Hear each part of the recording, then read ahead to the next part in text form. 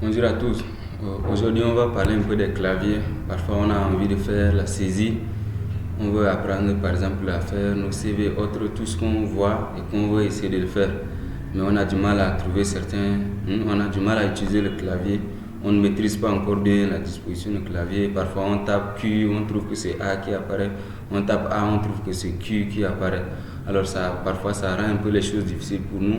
On va essayer de voir ces différences de dispositions pour ces claviers-là, afin que ça nous aide. Si vous voulez bien comprendre ces notions, il faut suivre la vidéo jusqu'à la fin. Et je suis sûr que vous allez en tirer beaucoup de choses. Même si vous maîtrisez déjà un peu le clavier, il y a encore d'autres notions qui vont être là et ça va beaucoup vous aider. Mais avant tout, j'ai créé une chaîne YouTube qui est nouvellement créée. C'est là où je vais mettre toutes mes vidéos. Voici le lien qui mène vers YouTube. Vers ma chaîne YouTube par exemple. Si vous accédez à YouTube et que vous tapez @mykantech comme je l'ai écrit ici, vous allez accéder à ma chaîne et c'est là-bas où j'ai mis toutes mes vidéos intégralement. Sur Facebook, les vidéos sont converties en réel comme c'est un peu de vidéos publicitaires. Je laisse aussi les liens qui mènent vers ma chaîne YouTube dans les commentaires et autres et aussi dans la description de la vidéo. Donc vous cliquez simplement dessus et puis vous allez accéder à la chaîne et là-bas vous allez voir beaucoup de cours. Et maintenant je viens de créer, j'ai mis quelques vidéos déjà là-bas et les cours qui vont venir après. Et si vous suivez cette chaîne, vous allez recevoir beaucoup de notions qui vont beaucoup vous aider aussi. Sur par exemple Chrome, Google Chrome et autres, vous pouvez taper www.youtube.com et puis /mykantech et vous allez accéder directement à la chaîne pour trouver toutes les vidéos que je vais mettre là-bas et ça va beaucoup vous aider. Alors on va revenir tout de suite sur l'objet de notre cours aujourd'hui. On va voir un peu la notion de clavier, on va voir un peu clavier AZERTY et puis clavier QWERTY. C'est les claviers les plus utilisés. Alors on va un peu voir la différence entre ces claviers et comment les utiliser pour que ça nous aide. Donc quand on prend un ordinateur, parfois on va voir dans notre clavier physique ici, on va voir par exemple QWERTY et AZERTY. Mais si on ne connaît même pas, on va voir comment trouver que c'est QWERTY et comment se trouver que c'est AZERTY. Donc c'est là où on va essayer de voir ensemble aujourd'hui pour voir ces types-là et comment les utiliser. Alors le clavier AZERTY, c'est un clavier informatique dont la disposition est adaptée à la langue française. C'est un clavier que si on fait des recherches dessus, on va trouver que c'est créé par les Belges. C'est en français et c'est créé là-bas dans la langue utilisée pour ce clavier. La disposition respecte la langue, l'autre française plutôt. Donc tout ce qu'on peut faire, si on veut utiliser le clavier AZERTY, il faudrait mettre d'abord la langue en français. C'est là où on va accéder à la disposition du clavier AZERTY pour pouvoir l'utiliser. Alors, comment savoir que c'est AZERTY, comment savoir que c'est QWERTY? C'est simple.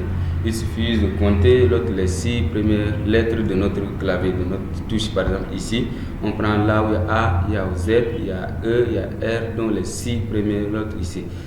Je prends quelque chose pour souligner avec les 6 premières touches ici qui donnent le nom de notre clavier. Par exemple, si on prend QWERTY à travers ces 6 premières touches, là où j'ai mis la forme ici en bleu là, c'est ces touches-là qui nous permettent de voir quelle est la disposition de notre clavier. Donc ici, nous sommes dans la disposition AZERTY. Alors vous allez voir que c'est AZERTY qui est écrit correctement ici. Maintenant, pour QWERTY, on va voir tout à l'heure en bas, c'est juste là. Alors on va essayer de voir ce qu'il y a dedans. On va voir la structure du clavier AZERTY. Quand on prend le clavier comme ça physiquement, on a plusieurs parties qui concernent la structure. On a d'abord en première position le pavé alphanumérique. Le pavé alphanumérique, on a aussi les touches de fonction. On va aussi voir les touches de contrôle, on a aussi les touches de déplacement et aussi le pavé numérique pour certains types de claviers. Maintenant, on va voir, quand on prend le pavé alphanumérique ici, on va avoir des lettres. On va aussi avoir la ligne de repos, on appelle ça la ligne de repos, on va voir ce que ça veut dire. On va aussi voir les chiffres et les symboles. Alors, où est par exemple, notre pavé alphanumérique? C'est juste la partie là où on trouve toutes ces lettres là. La partie ici, on va voir nos lettres, on va voir les lettres de l'alphabet et puis on va voir aussi les chiffres. Donc pour voir les chiffres, c'est juste les touches en haut ici.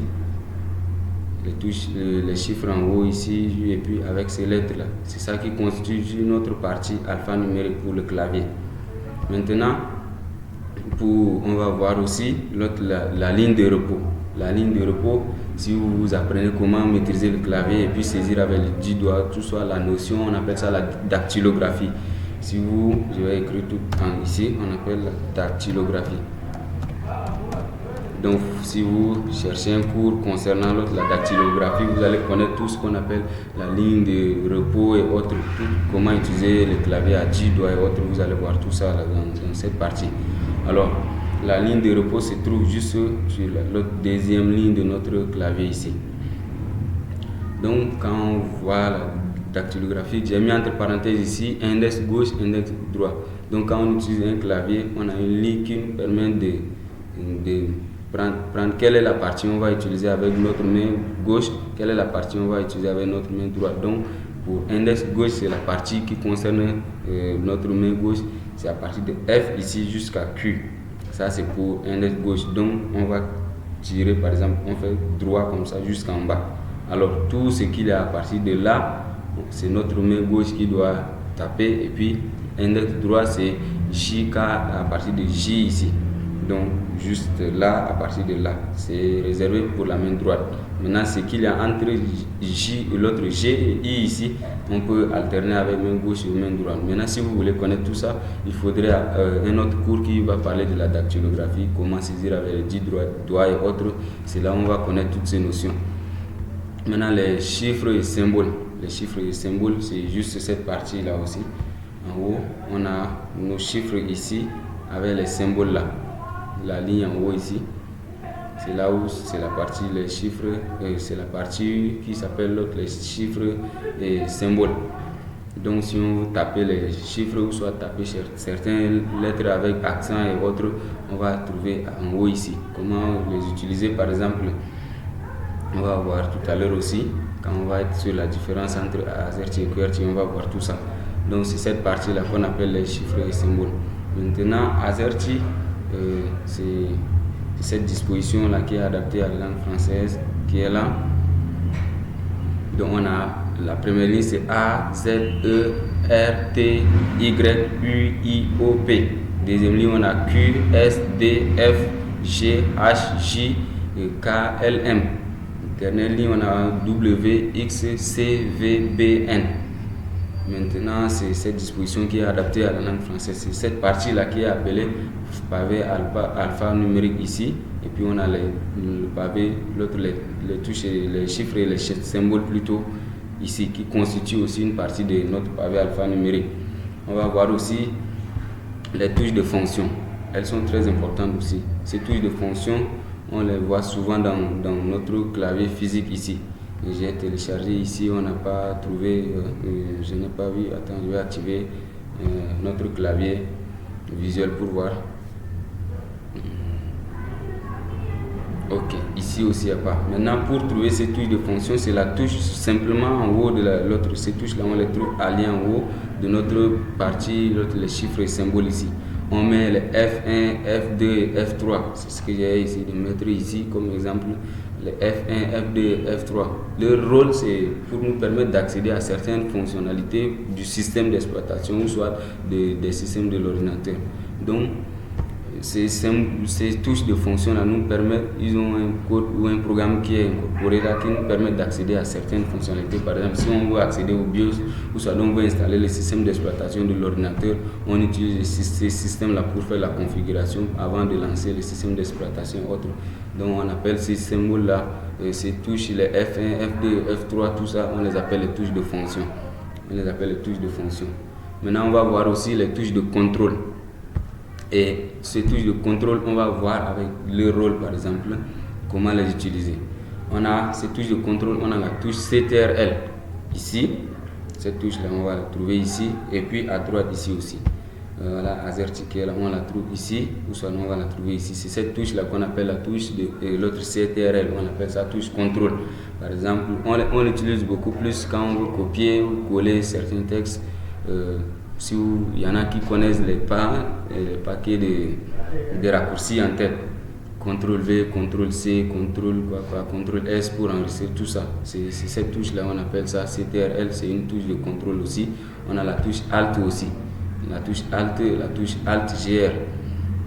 Alt ici on la combine avec certaines touches pour avoir certaines lettres et autres qu'on veut trouver. On utilise ça. Maintenant, Alt GR. Alt GR, c'est Alt ici.